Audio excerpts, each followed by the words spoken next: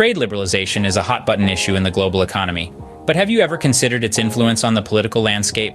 Let's delve into a fascinating case study from Brazil.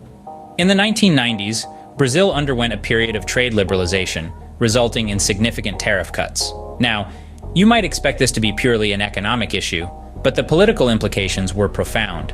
In regions most affected by these tariff cuts, there was a noticeable decrease in votes for left-wing parties. Why, you ask? The answer lies in the role of labor unions. Traditionally, labor unions have been a strong support base for left-wing parties. However, trade liberalization undermined these unions, leading to a shift in voting patterns. This wasn't a fleeting change either. Its effects have been stable and long-lasting, enduring for at least a quarter of a century. This highlights a crucial link between economic policy and political repercussions, a connection that is often overlooked in discussions on trade liberalization. So, what's the takeaway here? It's simple. Trade liberalization doesn't exist in a vacuum. Its impact resonates beyond the economy, influencing the political landscape in ways that might not be immediately apparent. As we have seen, the ripple effects of trade liberalization extend far beyond the economy, shaping politics in ways that are often overlooked. The pandemic has challenged all aspects of life, including our political leanings. How has the pandemic affected populism, a political ideology that gained traction before the COVID-19 outbreak? Our world has been turned upside down by the pandemic, and this includes the political sphere. Populist leaders, who have often risen to power on a wave of popular discontent and a disregard for established facts, have found themselves facing a formidable foe in the virus. It's a reality that respects no borders, no political affiliations, and certainly no false narratives. As the virus spread, bringing with it rising infection and mortality rates, these leaders have found their usual tactics ineffective. The truth of the pandemic, its stark impact on every aspect of life, cannot be denied or manipulated. This has made it significantly harder for populist leaders to continue peddling misinformation or exploiting grievances for political gain.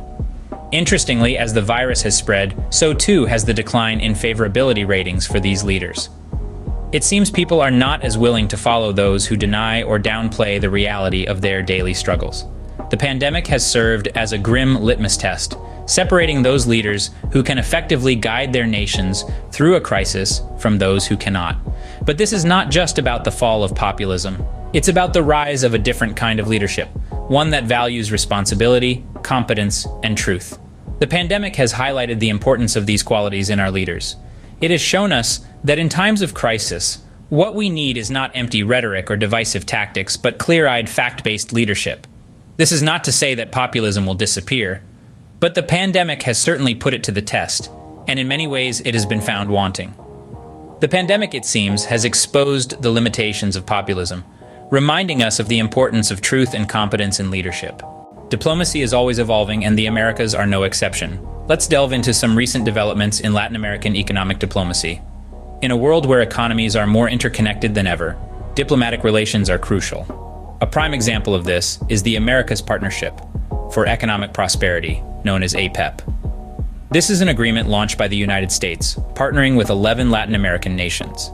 APEP is not just about trade, though. It's designed to promote regional economic cooperation on a broader scale.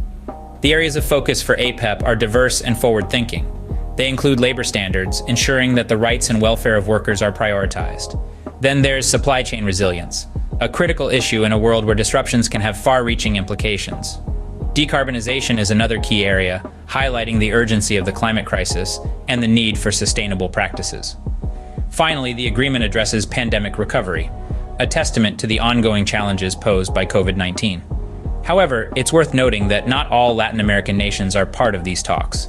Brazil and Argentina, two of the region's largest economies, are notably absent. This raises questions about the scope and influence of APEP. While the APEP represents a significant step in regional cooperation, critics question its impact and effectiveness. Only time will tell if this initiative will bear fruit. Let's round off by looking at a significant shift in US-Venezuela relations. In 2023, the US took a notable step by lifting sanctions on Venezuela, a move driven in part by the nation's vast resources such as oil, natural gas, minerals, and freshwater reserves. This was accompanied by negotiations to ensure democratic guarantees for the upcoming elections in 2024, signaling a new chapter in their complex relationship.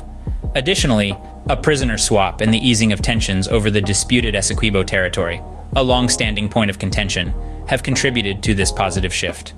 However, it's not all smooth sailing. When the British Navy sent a ship to support Guyana in these disputed waters, it led to a resurgence of military exercises announced by President Maduro. The Venezuelan opposition has voiced concerns about the government's campaign to reclaim the Essequibo and the potential impact this could have on investments in the disputed waters.